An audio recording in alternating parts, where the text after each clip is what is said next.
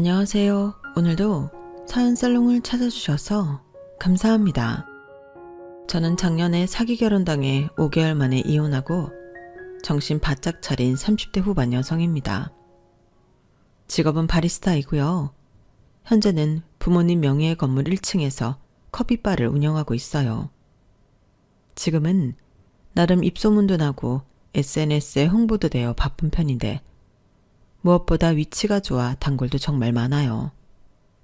다들 하나같이 커피가 너무 맛이 있어서 다른 데를 갈 수 없다고 하시는데 바리스타인 저한테는 참 분에 넘치는 칭찬이죠. 그리고 제 입으로 말하기 좀 쑥스러운데 저는 건물주 딸이에요. 그렇다 보니 젊은 나이에 부모님 찬스로 제 가게를 차리게 되었는데요. 제가 이렇게 빨리 자리를 잡을 수 있었던 것도 부모님의 도움이 컸어요. 제가 참 어릴 때부터 부모님 말을 징글징글하게 안 듣던 자식이었거든요. 꼭 청개구리처럼 하지 말라고 하는 것만 하며 부모님 속을 썩였는데 그랬던 제가 공부를 열심히 했을 리가 없잖아요. 그렇게 겨우겨우 미달인 과를 찾아 수도권 대학을 오랜 시간 끝에 졸업했고 먹고 살 길을 찾으라고 해서 이 일 저 일 방황하다 찾게 된 일이 커피 만드는 일이었어요. 처음엔 그냥 호기심으로 시작하게 되었는데 그게 제 천직이었어요. 그리고 좋아하는 것을 찾은 후로는 그야말로 미친 듯이 커피 공부만 했는데 저는 평소 제가 머리가 나쁘다고 생각했음에도 공부가 아주 잘 되었어요. 바리스타라는 게 외울 게 정말 많거든요. 원두 종류도 많고 또 분류하는 방법이나 이름 외우기 어려운 것도 많은데 신기하리만큼 잘 헤어졌어요. 그러면서 드디어 하나의 직업에 올인하게 된 저였는데 부모님이 이때다 싶어 저를 해외 유학까지 보내주셨고 저는 드물게 커피 유학까지 다녀온 졸지에 엘리트 코스를 밟은 사람이 되었죠. 그리고 작더라도 제 가게를 차리고 싶었던 저는 경험도 쌓을 겸 여러 카페에서 일을 했는데요. 그렇게 자금을 모으기 시작하고 어느 날 저희 아빠가 얼마 모았냐고 모은 걸 전부 내놓으면 당신 건물 1층에 카페를 차려주겠다고 하셨어요. 그러니 순전히 부모님 도움만 받으면서 차린 가게는 아니었는데요. 사람들은 제가 건물주 딸이라는 것도 몰랐지만 나중에 알고는 제가 월세를 내지 않을 거라고 생각했나 보더라고요. 하지만 저는 월세는 물론이고 관리비까지 정확하게 내는 임차인이었는데 그래도 부모님의 건물이라 편하긴 편했죠. 그리고 한 3, 4년 장사를 하니 어느 정도 자리를 잡아갔는데 어지간한 월급쟁이 월급 이상은 순수익으로 가져갈 수 있었어요. 그렇게 돈을 버니 바빠서 저한테 쓸 시간은 없어도 부모님한테 늦게나마 효도는 할 수 있었는데 그런 의미로 돈이 좋긴 좋더라고요. 저희 엄마가 제가 효도를 한번 할 때마다 입이 귀에 걸렸거든요. 그렇게 저는 제 일을 사랑하며 30을 넘겼어요. 그러자 저도 그렇고 저희 부모님도 한 가지 고민을 하게 되었는데 제가 가게에 묶여서 연애할 시간이 없었다는 거였죠.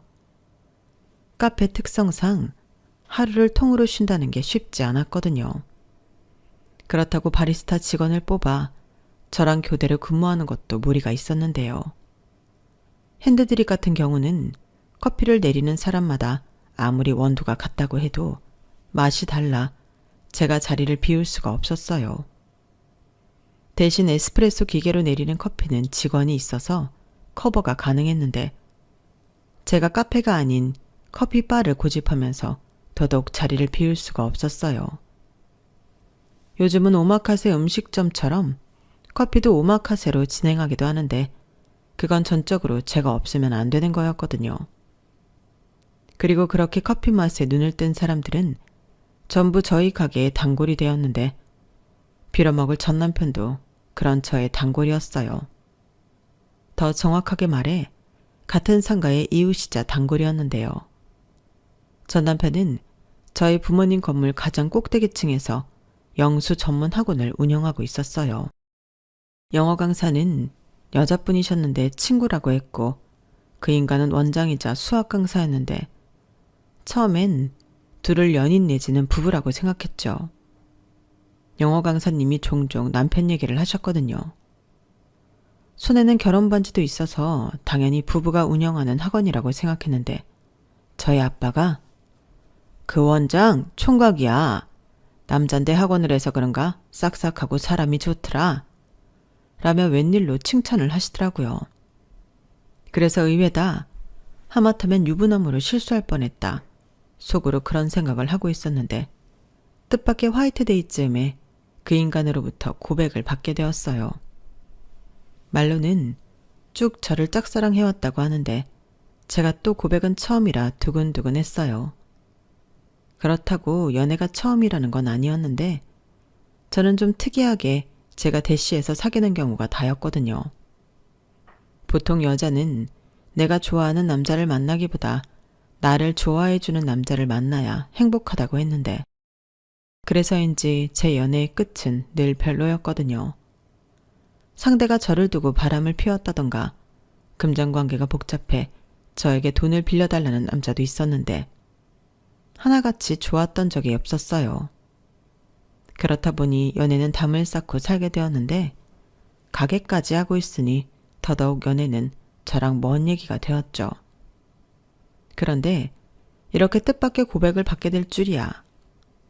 저는 일단 그 인간에 대해서는 둘째치고 그 상황이 신선하고 반가웠어요. 게다가 제가 학교 다닐 때 제일 싫어하던 과목이 수학이었거든요. 창피한 이야기지만 중학교 때는 20점을 받을 때도 있었는데 저는 세상에서 가장 신기한 사람이 수학을 좋아하는 사람이었어요. 아니, 좋아할 구석이 하나도 없는데 그게 왜 재밌다고 하는 건지 다 천재이자 변태처럼 보였는데 그 남자가 수학을 전공해 수학을 가르치는 원장이라 하니 제 입장에서는 신기했죠. 그래서 그런 호기심 때문에 몇 번 이야기를 나눈 적이 있었는데 제가 너무 연애를 안 해서였을까요? 점점 그 남자가 호감으로 다가왔어요. 저희 부모님도 괜찮은 청년이라고 하고 무엇보다 저를 좋아한다고 하니 거리도 가깝겠다 만나보기로 했죠.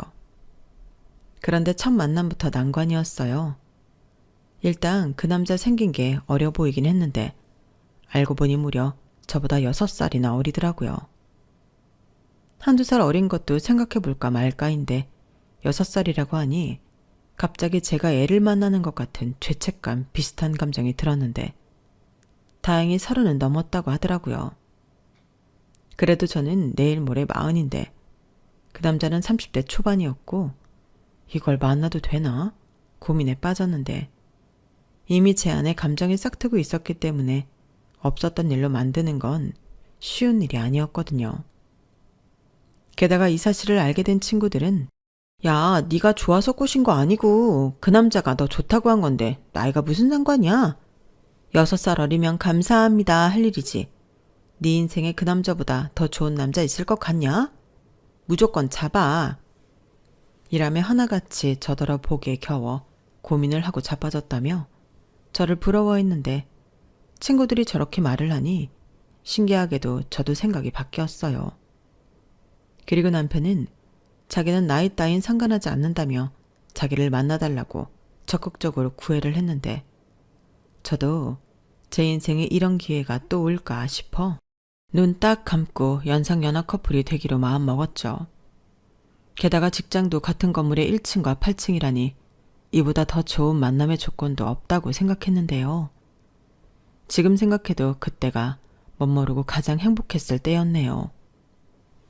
연애도 이렇게 재미있을 수 있구나. 처음으로 연애다운 연애를 하는 느낌이 들었거든요.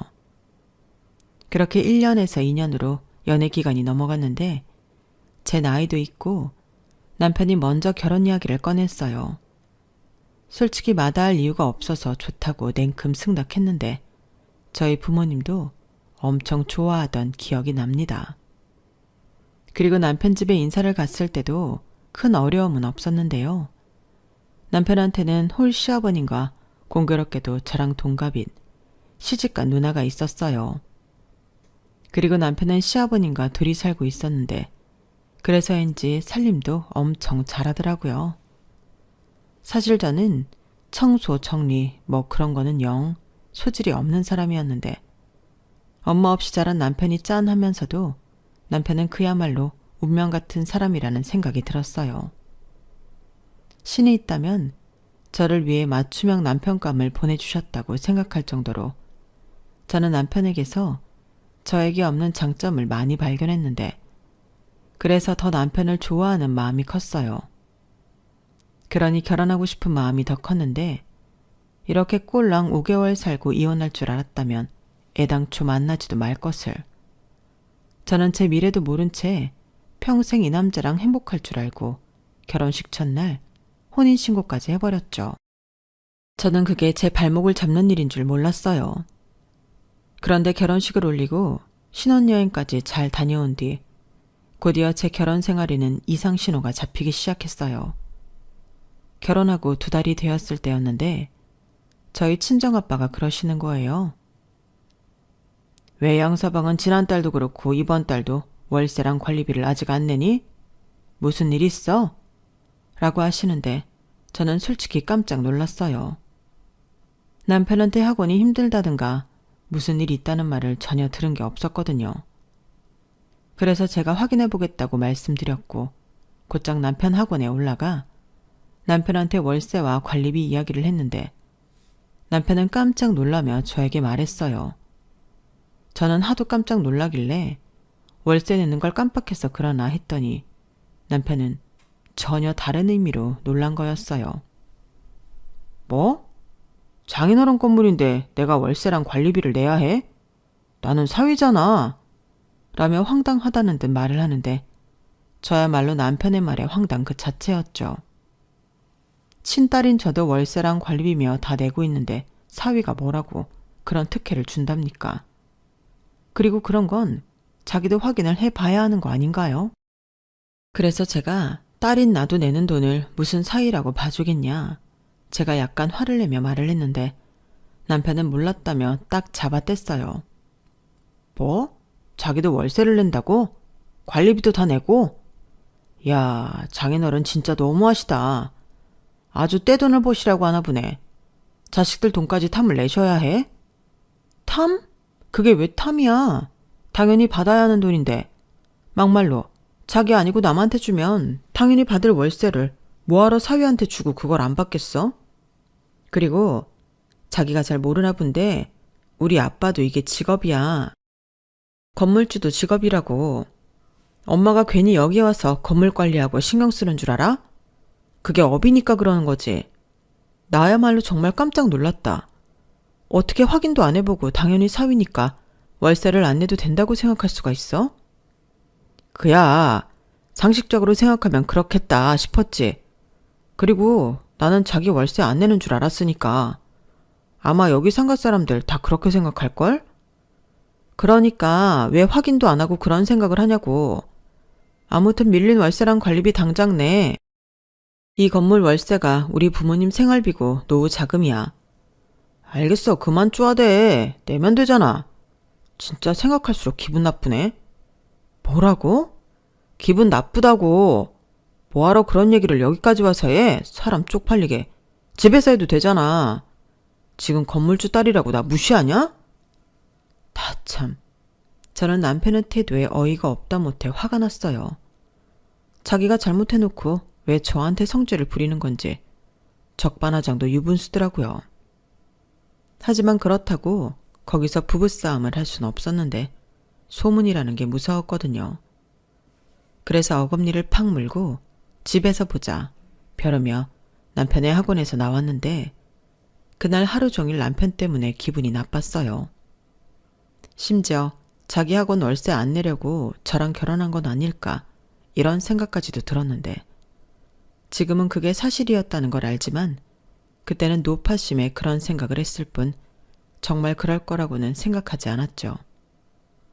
그렇게 남편은 밀린 월세를 거의 일주일에 걸쳐 모두 냈다 하더군요. 그렇게 처음 이상 신호가 지나가고 곧장 또 다른 일이 터졌어요. 저희 부모님이 건물 임대료로 생활을 하시기 때문에 바쁘지 않을 때는 종종 여행을 다니시거든요. 두 분 다 워낙에 여행을 좋아하셔서 가까운 곳도 꽤 먼 곳도 두 분이서 다니세요. 그건 상가 사람들도 거의 다 아는 사실인데 그래서 그걸 부러워하는 분들도 계셨고 좋아 보인다고 말씀하시는 분들도 계셨죠. 그리고 남편은 굳이 따지자면 부러워하는 사람 쪽이었는데 자기는 가족들이랑 여행을 다녀본 게 언제였는지 기억도 나지 않는다고 하더라고요. 보통의 가족들은 있는 그런 추억이 없다며 살짝 얼굴이 어두워졌는데 그 모습이 딱해 보였어요. 솔직히 제가 시간을 빼는 게 정말 쉽지가 않은데 그래도 남편을 위해서는 시간을 내고 싶더라고요.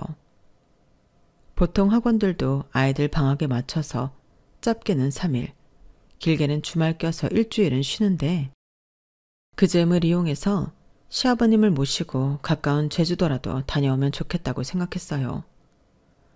물론 시아버님 경비는 저희 부부가 부담하고요. 그런데 남편은 우리끼리만 가는 게 마음에 걸린다며 자기 누나한테도 물어보자고 했고 누나가 안 된다고 하면 그때 우리끼리 다녀오자고 했는데 저도 이왕 가는 거 신우도 같이 가면 좋겠다고 생각했어요. 남편 말대로 우리끼리만 갔다고 서운할 수도 있는 일이니까 남편한테 물어보라 시켰는데 신우가 무슨 제주도냐며 일본을 가자고 했답니다. 우리 누나가 그 돈이면 일본 갈 수도 있다고 차라리 일본을 가자고 하네. 나도 이왕이면 해외여행에 좋을 것 같긴 해. 우리 아빠 온천 엄청 좋아하거든. 그래, 알겠어. 그럼 다시 찾아올게. 그럼 경미는 형님네 것만 따로 내 계좌로 보내달라고 하면 되는 거야? 뭐? 우리 누나한테 돈을 받는다고? 이왕 가는 거 기분 좋게 다녀오자. 우리가 내면 나중에 우리 누나도 고마워서 우리한테 뭐라도 해주겠지. 지금 그게 무슨 소리야? 그럼 형님네 가족들 몫까지 우리가 내자고? 배보다 배꼽이 더 크다고 생각하지 않아? 나는 그건 아닌 것 같아. 형님네가 경비 내시면 같이 갈 수 있지만 이건 아니지. 설마 형님이 그렇게 말씀하셨어? 저는 혹여 신우가 먼저 그런 얘기를 꺼냈을까 남편한테 물었어요. 하지만 남편은 기분 나쁘다는 듯 입을 꾹 닫았고 이렇게 기분 나쁠 거 차라리 가지 말자고 삐졌는데 저도 짜증나서 그러자고 없던 일로 하겠다고 했어요. 말 같지도 않은 소리를 하는데 이런 건 바로잡고 살아야죠. 그런데 다음 날 신우가 신나서 저에게 전화를 걸어왔고 신우는 남편한테 제 이야기를 못 들었는지 혼자 들떠서 난리도 아니었는데 이왕 전화가 왔길래 저는 신우 생각이 궁금해서 물어보기로 했어요. 혹시라도 남편과 달리 신우는 자기 식구 경비는 낼 생각이 있을 수도 있으니까요. 하지만 핏줄은 핏줄인 건지 신우도 남편과 크게 다르지 않았는데요. 오히려 더 뻔뻔하더군요. 저기 형님, 제가 어제 그이한테 들었는데 제주도보다는 일본이 낫다 하셨다고. 요즘 제주도 물가 장난 아니라잖아. 그럴 바에는 일본을 가지. 우리 아빠 온천도 시켜주고. 네, 저도 뭐 일본 나쁘지 않은데 그럼 경비는 어떻게 하실 생각이세요? 경비? 무슨 경비? 여행 경비요. 형님네도 식구들 다 가시는 거잖아요. 그야 그렇지. 누군 가고 누군 안 갈 수 없으니까. 근데 그거 올케가 내는 거 아니었어? 나는 그런 줄 알았는데. 제가요? 에이, 형님도. 아버님 경비는 몰라도 형님네 식구 경비까지는 어렵죠. 혹시 그이가 그랬어요? 제가 낸다고? 아니, 그건 아닌데 나는 올케가 먼저 이야기했다고 하니까 그런 줄 알았지. 그리고 우리가 내 식구긴 한데 애들이잖아. 애들은 좀 싸지 않나? 그러지 말고 올케가 이번에는 기분 좋게 싸라. 나 진짜 해외여행, 신혼여행 다음으로 처음 간다. 올케는 돈도 잘 벌고 집도 부자잖아. 무슨 그런 말씀을 하세요. 저도 뭐 들쑥날쑥하죠. 그리고 집이 부자라는 건 저희 친정 말씀하시는 거예요? 생각하시는 것처럼 그런 건 아닌데. 설령 그렇다고 해도 그건 제 돈이 아니죠. 치사하다. 그럼 굳이 왜 나한테까지 여행 갈 거냐고 물어봤어. 지금 사람 놀리는 거야? 우리는 100만 원은커녕 50만 원도 낼 여유가 없단 말이야. 그럼 어쩔 수 없죠. 그리고 지금 저희 부부도 그 일로 싸워서 여행 얘기는 없던 걸로 하기로 했어요. 저는 좋은 마음으로 제안한 건데 일이 이렇게 될 줄 몰랐네요. 죄송해요. 뭐야, 지금 그러니까 이렇게 사람 기분 들쑤셔놓고 없던 일로 하겠다고? 이야, 올케 네가 정말 우리를 먹같이 생각하는 거구나? 지금 나랑 장난해? 왜 저한테 그러세요?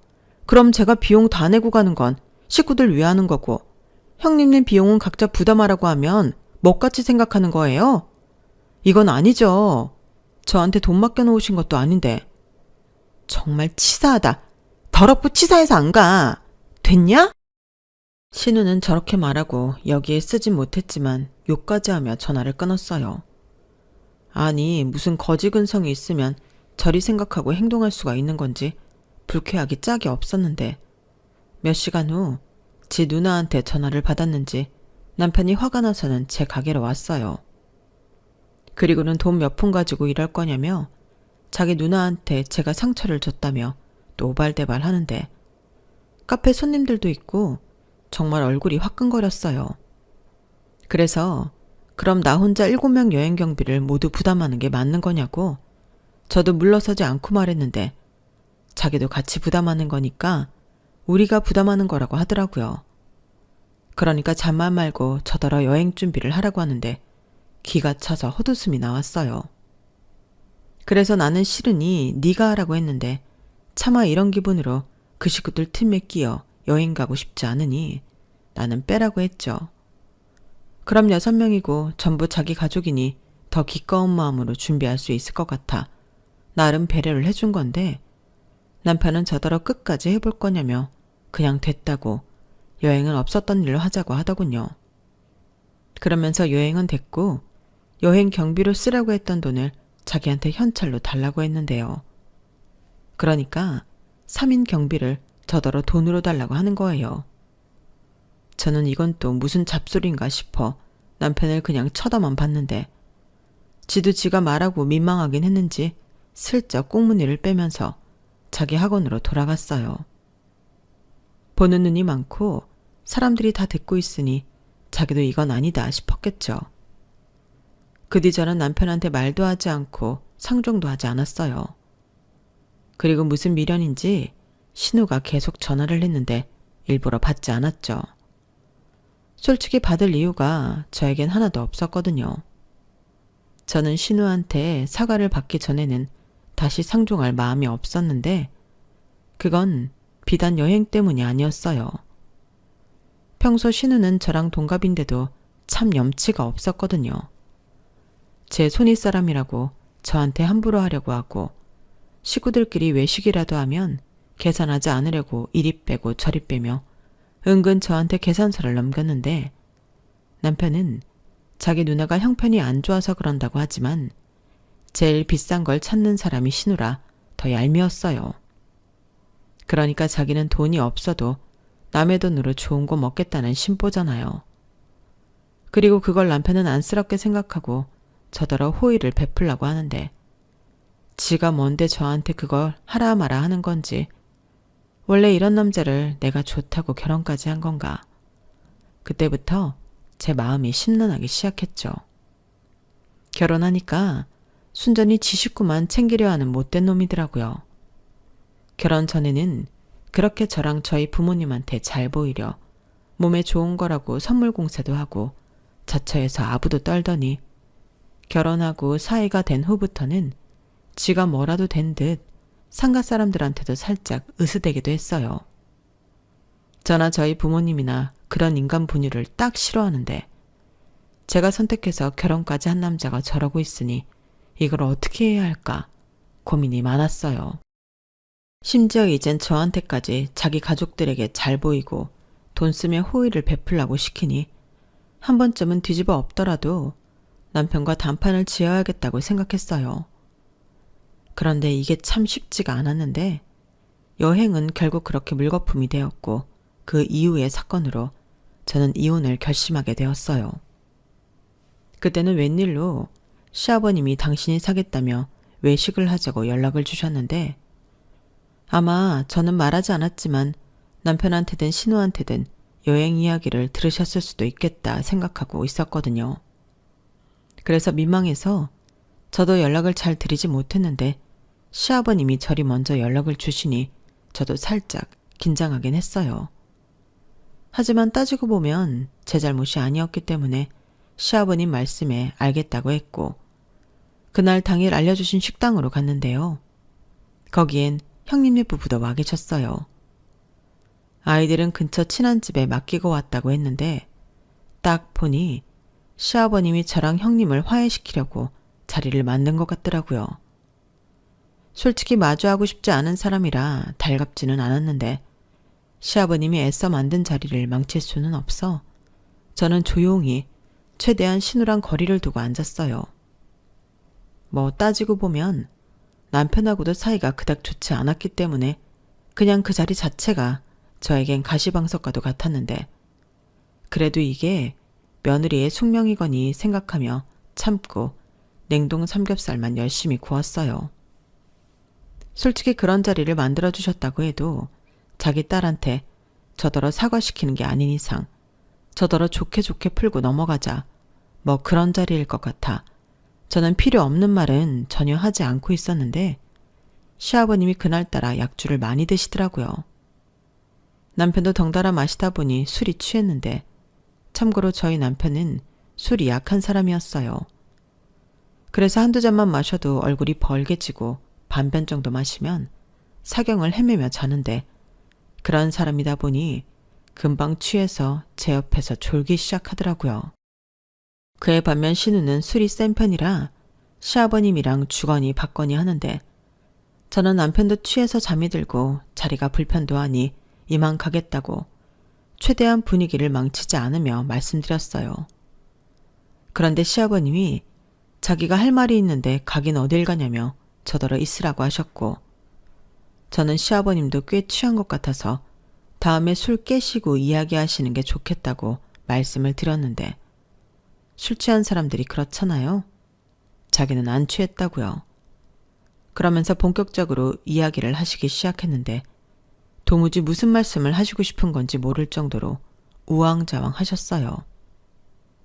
그렇게 아무 말 대잔치가 벌어졌고 저는 듣는 둥 마는 둥 어서 빨리 지치시길 기다리고 있는데 그러다 이야기가 전혀 엉뚱한 쪽으로 흘러가기 시작했어요.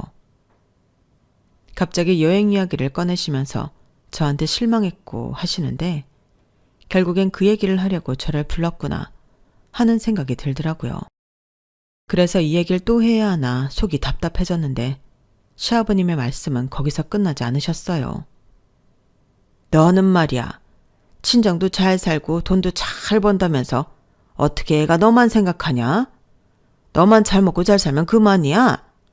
너는 부모 잘 만나서 건물주 딸이고 우리 애들은 부모 잘못 만나서 이러고 사는데 내가 참 자존심이 상해서 죽을 것 같다. 듣자 하니 니네 부모님은 그 상가 건물만 있는 것도 아니라지? 오피스텔인지 뭔지도 하나 있고 아파트도 하나 있다며. 그거 남들한테 세 주고 아주 앉은 자리에서 돈을 긁어 모으니 얼마나 좋아. 그렇게 돈도 많은 사람이 사돈인 나한테 어쩜 그러실 수가 있지? 나도 아파트에 살아보고 싶은데 나 월세 사는 거 모르시니? 이런 말씀까지 하시는데 저건 또 무슨 헛소리인가 인상이 팍 구겨지더라고요. 그러자 이때다 싶었는지 신우가 아빠 올케 좀 봐. 제 인상 썼어. 우리를 아주 개무시한다니까? 나는 건물주 딸이라고 해서 통도 크고 돈도 팍팍 쓸 줄 알았는데 우리가 속았어. 라고 하는데 하마터면 앞에 있는 컵을 신우 면상에 던질 뻔했어요. 아마 시아버님이 계시지 않았다면 이미 벌써 제 손에 그 스테인리스 컵이 들려있을지도 모를 일이었는데 시아버님의 말씀은 결국엔 저희 친정엄마 명의의 아파트에서 공짜로 살고 싶다는 이야기더라고요. 세상에 어쩌면 이렇게들 식구들이 똑같을 수가 있을까. 속은 건 그들이 아니라 저였는데요. 신우 말을 듣고 저는 확신했어요. 이 사람들은 저 하나 호구 잡아서 팔자를 고치고 싶은 거더라고요. 그리고 남편 역시 똑같은 사람이었는데 그러니 결혼하자마자 확인도 않고 자기 학원 월세도 안 냈던 거고요. 그런데 제가 자기들이 생각한 그런 사람이 아니니 오히려 약이 오른다는 거였는데 상황 파악이 끝나갈 즈음에도 시아버님의 주사는 계속되었죠. 자기가 월세 내는 돈만이라도 세이브하면 숨통이 트일 것 같다고 하셨는데 아니면 저더러 최소한 월세를 대신 내달라고 하시더라고요. 그 정도는 해줄 수 있는 거 아니냐고요. 그러시면서 시집을 온 이상 자기들도 가족이라고 가족들이 모두 잘 살아야 하지 않겠냐며 이참에 차도 한 대 뽑아줬으면 좋겠다고 하셨어요. 요즘 내 나이에 차 없는 사람이 어디 있니? 내가 정말 쪽팔려서 밖에 나갈 수가 없어. 그 뭐냐? 제네시스? 나도 그거 하나 뽑아다오. 그래 옳게. 이왕 뽑는 거 우리 아빠 풀옵션으로 뽑아줘라. 여행도 못 가는데 차라도 하나 있으면 드라이브라도 다닐 수 있지. 가까운 데는 다녀볼 수 있고.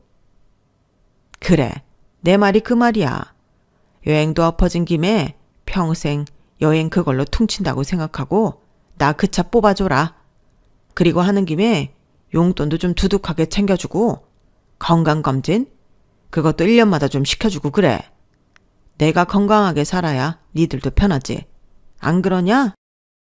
저는 시아버님의 말 같지도 않은 주사에 한마디도 하지 않았어요. 저게 술에 취해서 하는 말인지 술김에 하는 말인지 분간도 되지 않았고 무엇보다 그 어떤 말도 들어드릴 생각이 없었기 때문에 저는 아무런 대답도 하지 않았는데요. 그러자 신우는 눈을 흘기며 저를 잡아먹을 듯 째려보더라고요. 그래서 저도 똑같이 째려보며 자리에서 벌떡 일어나 저 혼자 택시를 잡아 타고 집으로 왔는데 그러자 남편이 뒤늦게 정신을 차렸는지 아침이 다 되어서 집으로 들어왔어요. 학원이라는 특성상 오후에 일어나도 지장이 없긴 했는데 저는 그게 아니라서 안방문 잠그고 오지 않은 잠을 청했죠. 사실 그때부터는 내가 이상한 집구석에 시집을 왔다는 생각에 이혼 생각밖에는 없었는데요. 그렇기 때문에 남편과 한 방에서 한 침대를 쓰고 싶지 않았어요. 그러자 아침에 남편이 안방 문을 열려고 문고리 잡는 소리가 들렸고 문이 잠긴 걸 알고는 남편이 방문 밖에서 욕을 했는데 저런 인간을 뭘 보고 여기까지 왔나 속이 답답해 미칠 지경이었어요. 그리고 남편은 거실 소파에서 잠이 들었고 저는 거의 잠도 못 자고 집을 나와 카페로 갔는데요. 3시 정도 되었을까? 멀쩡해진 남편이 웃으면서 나타났어요. 그러고는 저더러 왜 자기를 안 깨웠냐며 아무것도 모르는 순진한 얼굴로 점심은 먹었냐고 물어보는데 제가 그때 커피를 내리려고 물을 끓여놔서 그 주전자를 들고 조용히 말했어요. 꺼지라고요. 그러자 남편이 조금 당황한 얼굴이 되었는데 몇 분 있다 문자가 오더라고요. 자기는 어제 취해서 아무것도 모르는데 무슨 일이 있었냐고. 그런데 무슨 일이 있었다고 해도 술자리에서 벌어진 일이니 잊으라고 했는데 저는 절대 못 잊는다고 답장했어요. 그리고는 다음 연락은 없었는데 퇴근하고 집에 가니 남편이 먼저 집에 와 있더라고요. 뭐 평소에도 제가 더 늦게 끝나기 때문에 남편이 먼저 집에 가 있는데 그날은 야식까지 준비해놓고 저를 기다리고 있었어요. 당연히 그걸 보고 좋아할 제가 아닌데 자기 혼자 실실 쪼개며 제 눈치를 보더라고요. 그리고는 자기도 누나한테 들었다며 자기 아빠가 요즘 힘들어서 그런다며 저더러 이해해달라고 했는데요. 저는 그럴 수 없다고 했습니다. 설령 그게 술김에 한 주사라도 넘어갈 수 없다고 했는데 남편이 갑자기 180도 바뀐 태도로 안 넘어가면 어쩔 거냐고 화를 냈어요. 그리고는 자기 아빠가 오죽 힘들면 그런 자리를 만들어 말을 했겠냐고 저더러 인정머리가 없다고 비난하기 시작했는데 저는 예의도 없고 싸가지도 없답니다. 돈도 그렇게 버는데 자기 가족들한테 좀 쓰면 어떠냐고요. 그리고 자기 학원 월세도 제가 나서서 저희 부모님에게 안 주고 안 받는 걸로 할 수 있는 거 아니냐고. 자기는 그런 게 다 서운하다고 했는데 급기야 나의 어린 신랑 얻었으면 그 정도는 해야지.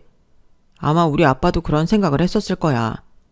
나의 많은 며느리 보고 싶은 사람이 세상 천지 어딨어? 라고 했는데 충격 그 자체였어요. 그런 생각을 갖고 있을 줄은 정말 몰랐거든요.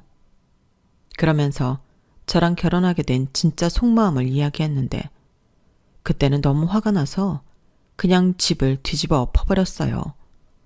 그 정도로 그 말이 너무 화가 났거든요. 이 남자가 뭐라고 한 줄 아세요?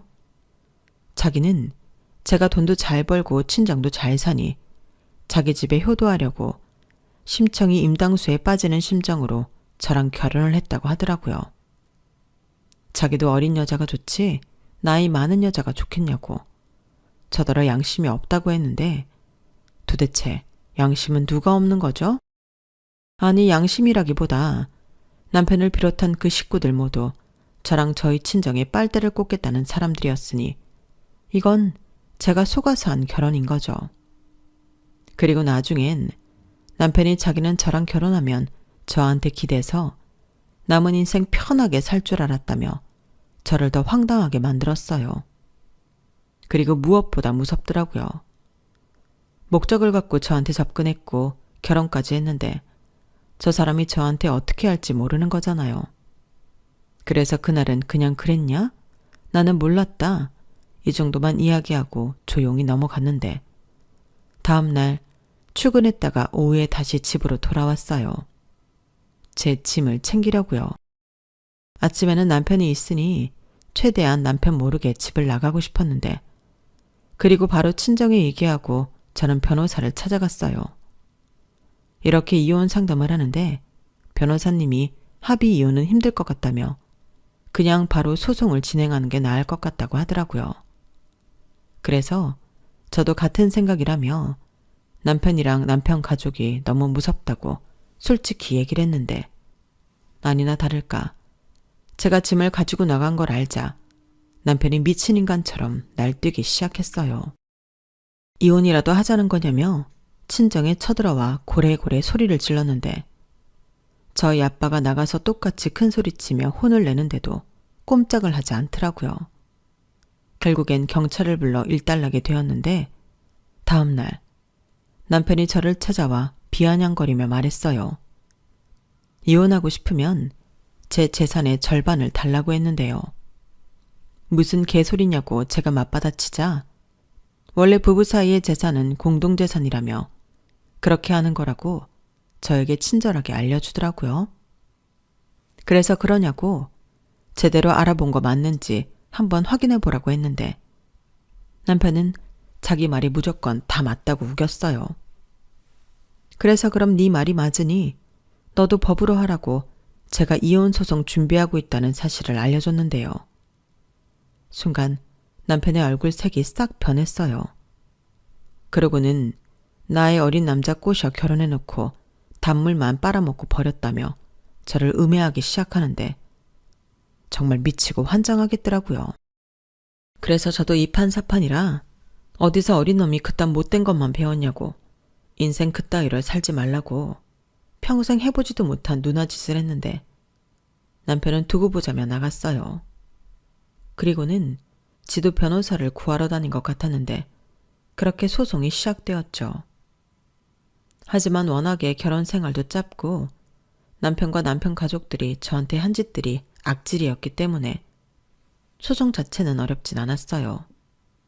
하지만 남편의 억지 주장과 거짓말에 제 인내심이 바닥이 났는데 경찰에 신고한 이력과 저희 가게에 찾아와 막말했던 것들이 증거가 되어 소송은 제 승리로 끝이 났어요. 그리고 판사님 앞에서 어찌나 전혀 다른 말을 하는지 정말 저 인간이 무서운 인간이라는 생각밖에 들지 않았는데요. 저를 오랫동안 짝사랑했다는 것도 그냥 오랫동안 타겟으로 노린 것 같더라고요. 그러니까 건물주 딸이라는 걸 안 그때부터 저를 꼬셔서 결혼하고 싶었던 거였어요. 그런데 지 생각처럼 안 되니 나중엔 자기 속을 다 까서 보여준 꼴이 되었고 그 때문에 저랑 이혼하게 되었는데 저희 아빠가 마침 그 학원 계약이 끝났다며 저더러 걱정하지 말라고 하셨어요. 계약은 진작에 끝났는데 보통 자돈 연장하니까 그냥 같은 조건으로 연장해 준 거라고. 하물며 사위 학원인데 당연히 그럴 생각이셨다고 하셨는데요. 이젠 그럴 이유가 없으니 쫓아내겠다고 하셨어요. 그러자 이런 낌새를 알아챈 건지 남편이 잘못했다고 빌기 시작했는데 그때 같이 학원을 하던 영어 강사 친구가 그랬어요. 남편이 원래 목표가 있으면 무서운 인간이라고요. 그리고 어지간해서는 포기할 줄도 모른다며 저더러 잘못 엮인 것 같다고 했는데 자기는 결혼도 그렇게 할 줄은 몰랐다며 이참에 남편과 손절할 생각이라고 하더군요. 친구가 저렇게 말할 정도면 정말 이상하고 무서운 사람이라는 건데 저는 이후로 더 강하게 나가기로 했어요. 원래 그런 사람일수록 자기보다 강한 사람한테는 쪽을 못 쓴다는 그 진리를 믿어볼 생각이었죠.